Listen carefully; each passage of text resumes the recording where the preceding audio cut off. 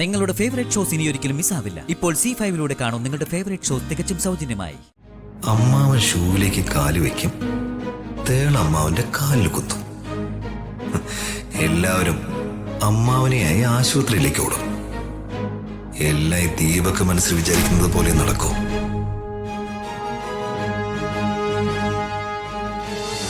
എന്തായി?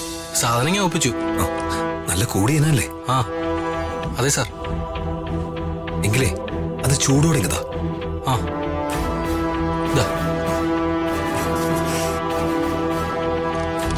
സാർ, പറഞ്ഞതിലും കൂടുതൽ പണം നിന്റെ അക്കൗണ്ടിൽ ഞാൻ അയച്ചിട്ടുണ്ട്. എങ്കിലേ വിട്ടോ, വയ്ക്കോ. ശരി സാർ.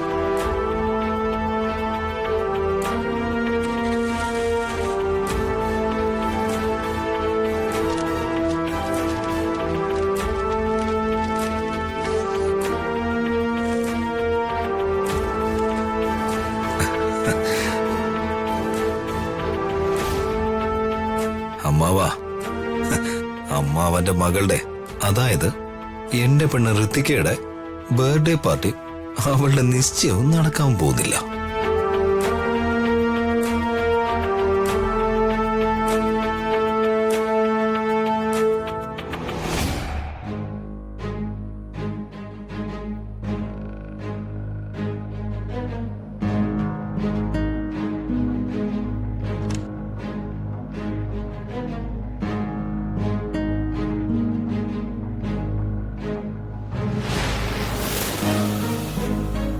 സാഹചര്യങ്ങളൊക്കെ നിനക്ക് അനുകൂലമാണ് ദീപക്. അമ്മ അവന് റൂമിലില്ല.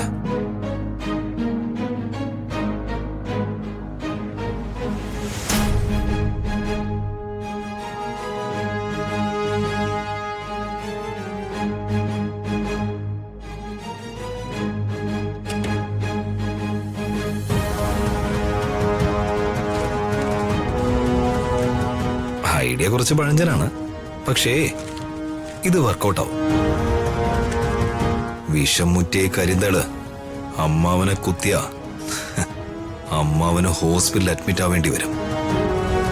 എൻഗേജ്മെന്റും മുടങ്ങും. പിന്നെ അടുത്ത മുഹൂർത്തത്തിന് ധാരാളം സമയമുണ്ട്.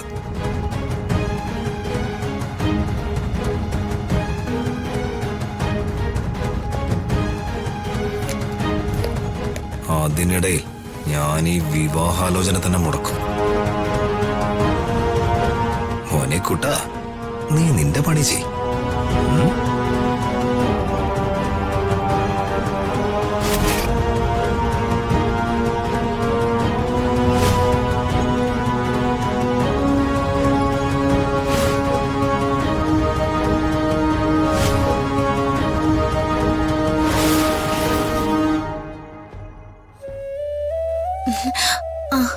രാജു, ജോത്സരൊക്കെ വരുന്നുണ്ടെന്ന് കേട്ടു, ശരിയാണോ?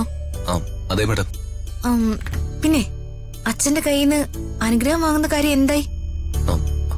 അതാണ് മാഡം ഞാനും ആലോചിക്കുന്ന. എത്ര ആലോചിച്ചിട്ടും എനിക്ക് ഒരു ഐഡിയയും കിട്ടുന്നില്ല. അതൊന്നും പറഞ്ഞിട്ട് ഇനി ഒരു കാര്യമില്ല.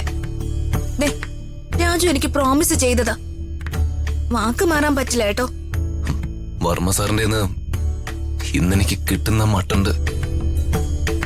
രണ്ടെണ്ണം അച്ഛന്റെ കയ്യിൽ നിന്ന് വാങ്ങിയിട്ടാണെങ്കിലും സാരില്ല, എനിക്ക് അനുഗ്രഹം മേടിച്ച് തന്നേക്കണം.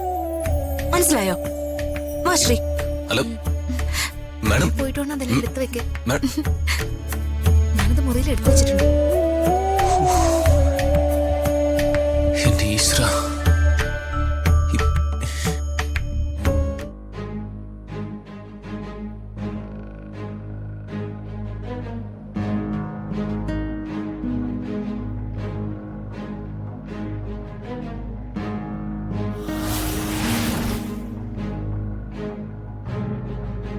അമ്മാവൻ ഷൂവിലേക്ക് കാല് വെക്കും, തേളമ്മാവന്റെ കാലിൽ കുത്തും. എല്ലാവരും അമ്മാവനെയായി ആശുപത്രിയിലേക്ക് ഓടും. എല്ലാം ദീപക് മനസ്സിൽ വിചാരിക്കുന്നത് പോലെ നടക്കും.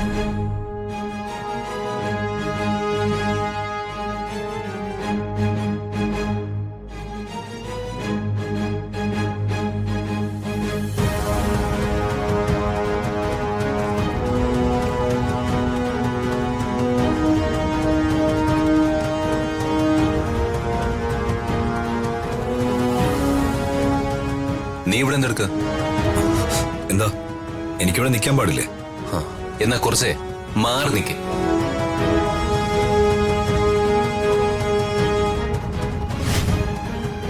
ആണോ സാറേ, ഞാൻ വിളിക്കാം. ഈ ഷൂവേ ഈ ഡ്രസ്സിന് തീരെ ചേരില്ല.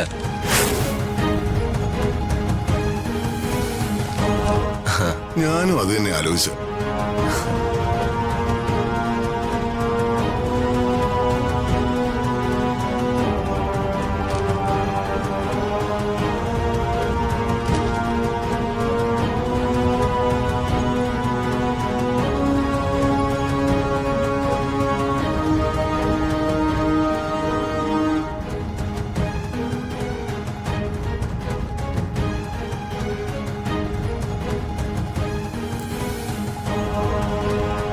നൈസ്. രാജുവിന്റെ സെലക്ഷൻ കൊള്ളാം.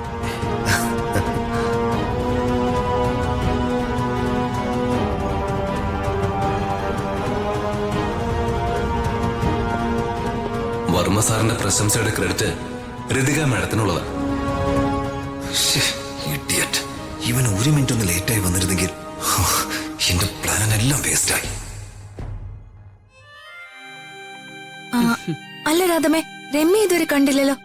ആ, രാവിലെ തന്നെ രമ്യ ക്ഷേത്രത്തിലേക്ക് പോയിട്ടുണ്ട്. ക്ഷേത്രത്തിൽ എന്തോ വഴിപാടുണ്ട്. വഴിപാട് കഴിപ്പിച്ച് അതിനുശേഷം ഇങ്ങോട്ട് വരുമെന്ന രമ്യ എന്നോട് പറഞ്ഞത്. ഷോപ്പിങ്ങിന് ഞങ്ങൾ പോയപ്പോ അവിടെ വെച്ച് നടന്ന സംഭവം രമ്യ രാധമ്മയോട് പറഞ്ഞിരുന്നോ?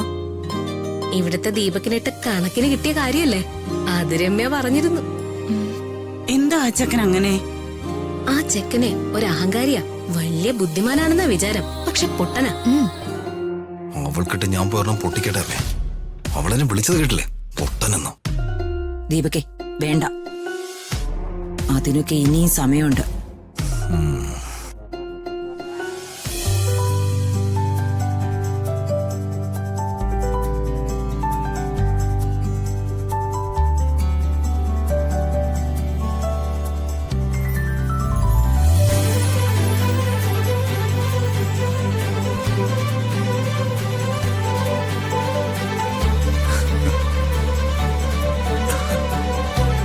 എന്താ രാജു, എന്താ ഇങ്ങനെ തനിയെ വെച്ചിരിക്കുന്നത്?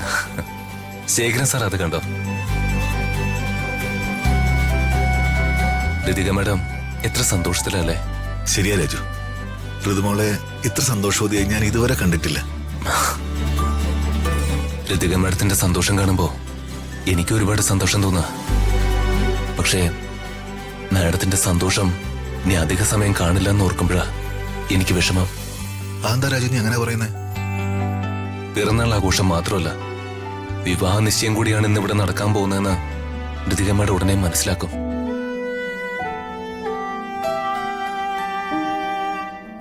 വർമ്മ സാറിനെ വിട്ട് ഈ വീട്ടിൽ നിന്നും പോകേണ്ടി വരുമെന്ന് ഋതിക മാഡം അറിയുമ്പോ മാഡം എങ്ങനെ റിയാക്ട് ചെയ്യുന്നോർത്ത് എനിക്ക് നല്ല പേടിയുണ്ട്. അത് ശരിയാ, ചെക്കനും കൂട്ടരും വരുന്നതിന് മുമ്പ് കാര്യങ്ങൾ ഋതുമോളോട് തുറന്നു പറയുന്നതല്ലേ നല്ലത്. ഡൗൺലോഡ് ചെയ്യൂ C5 ആപ്പ്. കാണൂ എല്ലാ എപ്പിസോഡുകളും സൗജന്യമായി.